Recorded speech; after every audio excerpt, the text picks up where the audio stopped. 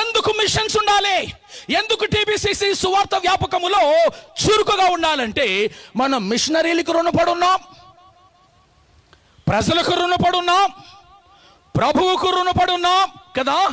3 కారణాలు ఇంకా నేను చెప్తాను. ఒకటి, ఎందుకు టీబీసీసీ మిషన్ ఓరియంటెడ్ టీబీసీసీగా ఉండాలనంటే it is a command from above. It's a command from above. పైనుంచి ఒక ఆజ్ఞ ఇవ్వబడింది.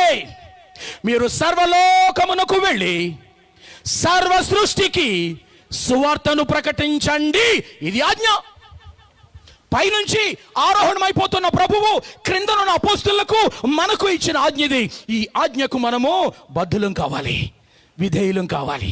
విధేయులు అయ్యారు కాబట్టి అపోస్తులు ఏషియా మైనర్ అంతా యూరప్ సువార్తకు వెళ్ళింది. విధేయులు అయ్యారు కాబట్టి మన మిషనరీలు ఇక్కడికి వచ్చారు. విధేయులు అయ్యారు కాబట్టి వారి ప్రాణాలు ఇక్కడ అర్పించారు. నేను, మా అమ్మ నాన్నగారు, రెవరెండ్ లక్కరాజు రామారావు మా నాన్నగారు, లక్కరాజు సూర్యకాంతం మా అమ్మగారు, వారు కన్వర్ట్ అయ్యే సమయానికి క్రైస్తవులు కారు పెళ్లి చేసుకునే సమయానికి పెళ్ళైన తర్వాత వారు ప్రభువు నమ్ముకున్నారు. నేను వారికి జ్యేష్ఠుణ్ణి. 1 సంవత్సరపు వయసులో నేనుండగా 1969-70 ఆ సంవత్సరంలో 1 సంవత్సరపు బాలుడైన నన్ను మా అమ్మ నాన్నలు రమాయిపట్నం బాప్టిస్ట్ థియోలాజికల్ సెమినరీలో సిటిహెచ్ చదవడానికి వచ్చారు. 1 సంవత్సరపు పిల్లాడిని నేను. ఆ తర్వాత మరలా నా వయసు 50వ సంవత్సరం వచ్చినప్పుడు ఈ ప్రాంతపు నాయకులు నన్ను అక్కడికి తీసుకువెళ్తే చూశాను. మా నాన్నగారు నా ఇంటర్మీడియట్లో నా 17వ సంవత్సరంలో 1985లో కన్ను ముయ్యక మునుపు ఆయన నోరు విప్పితే ఆర్బిటిఎస్. మా అమ్మగారు మాట్లాడితే ఈ రమాయిపట్నం బైబిల్ కళాశాల ఊసురాని రోజు ఉండదు. ఆ ఆచార్యుల గురించి కానీ, ఆ మిషనరీల గురించి కానీ, ఆ త్యాగం గురించి కానీ, వారి పరిచర్య గురించి కానీ మాట్లాడుతూ ఉండడమే పిల్లలుగా మేము వింటూ ఎదిగాం. నా 50వ సంవత్సరంలో మరలా నేను అక్కడికి వెళ్ళినప్పుడు ఏం లేదు. అక్కడ ఏమీ లేదు.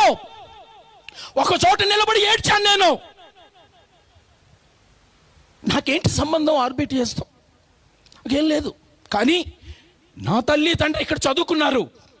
వారు చాలా గొప్పగా మాట్లాడారు.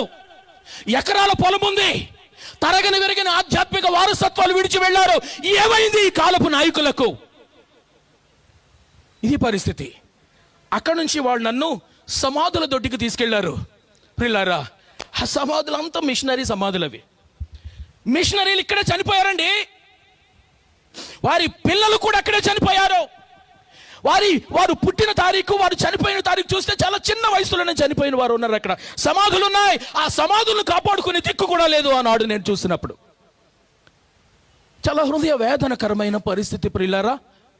ఆధ్యాత్మిక జాడలు, మిషన్స్ గురించి మర్చిపోతే శ్మశానాలు తయారవక ఏం తయారవుతాయి? దేవుని సేవకులతో కిలకిలలాడుతూ కళకళలాడుతూ ఉంటున్న ఆ వేదాంత కళాశాల ప్రాంగణము శ్మశానాన్ని తలపించింది నాకు. ఎందుకు అనంటే విని గైకునేవారు లేని కారణంగా, ఆధ్యాత్మిక జాడలను కొనసాగించేవారు లేని కారణంగా, మిషన్స్ యొక్క ఆజ్ఞను లోబడని వారు ఉంటున్న కారణంగా ఈ రోజు నుంచి అయినా టీబీసీసీ ఈ మిషన్ దృక్పథంతో ముందుకెళ్దామా? ఈ సెన్స్ ఆఫ్ మిషన్స్ కలిగి ఉందామా?